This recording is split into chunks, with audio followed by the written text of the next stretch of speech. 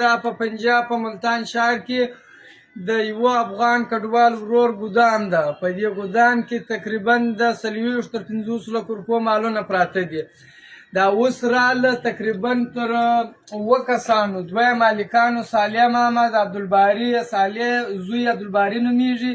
ګودام یې دا د ولاړ ده، یو څوک نسته، دی پولیسانو به ولیدي. دغه موبایلان دي چارج ته لګېدلي دي، په ګودام یې څوک نسته.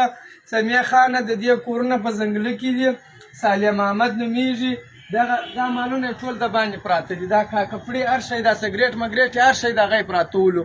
زه اوس رالم په چکر باندې پوښتنه مې وکړه، وایي دا پولیسانو به ولیدي، لوړ ګودامونه لاندې ګودامونه دا ټوله د هغه یې ولاړ دي. سمیع خانه راپور دا درسره شیر کړه، ورته د کاروباریانو ته یو څه مهلت ورکړئ یا یو څو ورځو ټیم ورکړئ.